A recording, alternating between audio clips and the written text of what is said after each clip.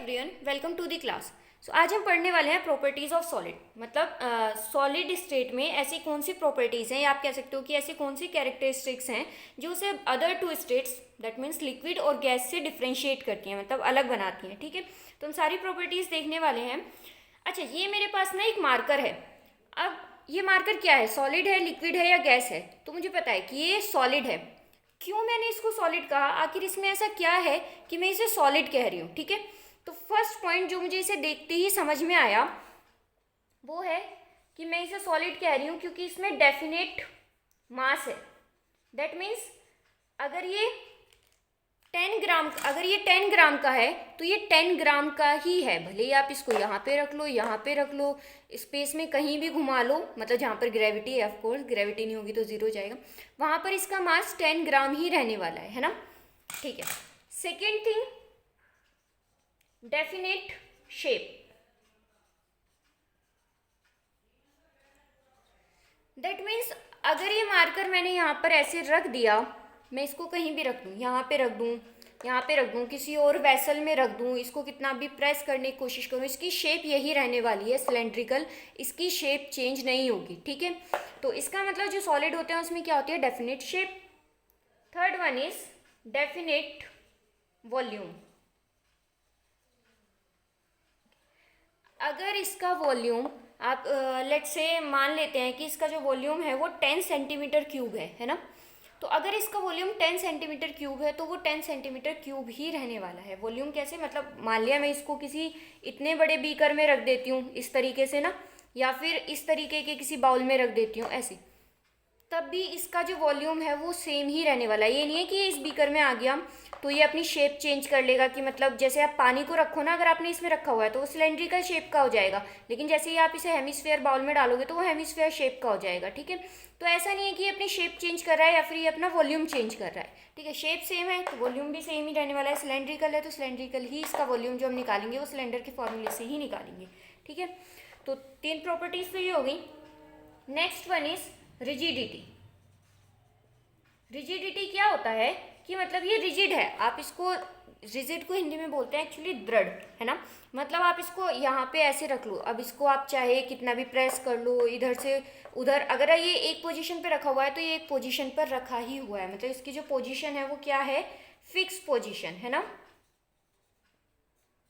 उसी तरीके से मैं इसको कितना भी प्रेस करने की कोशिश करूं, ये मार्कर है, मैं इसको प्रेस कर रही हूँ, दबा रही हूँ, लेकिन क्या ये प्रेस हो पा रहा है? बिल्कुल भी नहीं हो पा रहा, थोड़ा सा भी नहीं पिच का। तो दैट मीन्स जो सॉलिड होते हैं वो क्या होते हैं, इनकम्प्रेसिबल। मतलब आप इसको कंप्रेस करने की कितनी भी कोशिश करो ये कंप्रेस नहीं होंगे, तो सॉलिड्स क्या होते हैं, इनकम्प्रेसिबल। नेक्स्ट थिंग इज कि जो सॉलिड्स होते हैं उनमें जो इंटरमोलिकुलर फोर्स होते हैं वो स्ट्रॉन्ग होते हैं। हालांकि इसकी बात हम कर चुके हैं जब मैंने आपको सॉलिड स्टेट का इंट्रो दिया था, लेकिन हम फिर से यहाँ पे चलो डिस्कस कर लेते हैं कि जो इसमें इंटरमोलिकुलर फोर्सेस होते हैं वो कैसे होते हैं। Intermolecular forces are strong. Intermolecular जो इसके जो पार्टिकल्स होते हैं, कॉन्स्टिट्यूएंट पार्टिकल्स, उनके बीच में जो फोर्सेस होते हैं वो बहुत ज़्यादा स्ट्रॉन्ग होते हैं।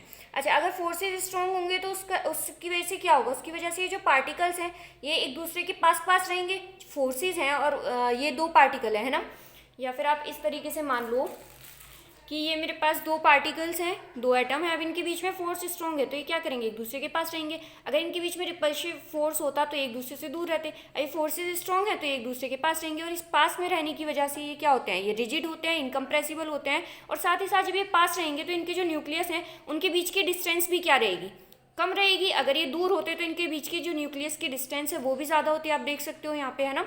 मतलब अगर आपके जो पार्टिकल्स हैं वो इतनी दूर हैं तो जो इंटर न्यूक्लियर डिस्टेंस है, मतलब इनके न्यूक्लियस के बीच की जो डिस्टेंस है वो ज़्यादा है, जबकि अगर ये पास है तो जो इंटर न्यूक्लियर डिस्टेंस है वो कम है। तो क्योंकि इंटरमोलिकुलर फोर्सेज स्ट्रॉन्ग है इसीलिए जो इंटर न्यूक्लियर डिस्टेंस है वो इज शॉर्ट, वो शॉर्ट है। ठीक है, नेक्स्ट वन इज, अच्छा ठीक है, इंटरमोलिकुलर फोर्सेज स्ट्रॉन्ग है, इंटरन्यूक्लियर डिस्टेंस शॉर्ट है। थर्मल एनर्जी के बारे में आपको क्या लगता है कि थर्मल एनर्जी क्या होगी? हालांकि इसके बारे में मैं बात कर चुकी हूँ कि जो सॉलिड्स होते हैं उनके जो पार्टिकल्स होते हैं उनकी जो थर्मल एनर्जी होती है वो लो होती है। लो होती है इसी वजह से तो ये एक जगह पर बैठे हुए रहते हैं, है ना। अगर इनमें एनर्जी ज़्यादा होती तो क्या पार्टिकल्स एक जगह पर टिक के बैठते? बिल्कुल भी नहीं बैठते। जिस टाइम आप जूस वूस पी के रेडी रहते हो तो उस टाइम आप कहाँ बैठते हो? जब आप थक जाते हो तभी तो आप एक जगह पे जाके बैठ जाते हो कि बस अब हम कोई काम नहीं करेंगे, है ना। तो जो सॉलिड्स होते हैं उनमें जो थर्मल एनर्जी होती है वो भी लो होती है। तो ये बेसिकली प्रॉपर्टीज़ थी जो किसी सॉलिड को सॉलिड बनाती हैं। मतलब अगर मैं किसी भी मेरे पास ये एक मार्कर है और मैं इसको सॉलिड कह रही हूँ तो वो क्यों कह रही हूँ? क्योंकि उसमें डेफिनेट मास है, इसकी शेप डेफिनेट है, सिलेंड्रिकल शेप में है तो इसी शेप में रहने वाला है, इसीलिए इसका वॉल्यूम भी सेम होगा।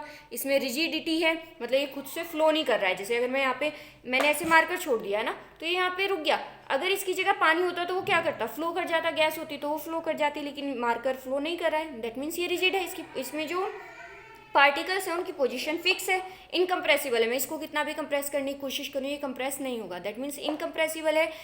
इनकम्प्रेसिबल क्यों है? क्योंकि इसमें इंटरमोलिकुलर फोर्सेस जो हैं वो बहुत ज़्यादा स्ट्रॉन्ग होते हैं, जिसकी वजह से जो इंटरन्यूक्लियर डिस्टेंस होती है वो शॉर्ट होती है। मतलब पार्टिकल्स पास पास होते हैं तो उनमें इतना गैप ही नहीं होता कि वहाँ कि मतलब कंप्रेस हो जाए, है ना, सॉलिड। और इनमें जो थर्मल एनर्जी होती है वो भी कैसी होती है? लो होती है। आई होप आपको सॉलिड की प्रॉपर्टी समझ में आई होंगी। Thank you for watching.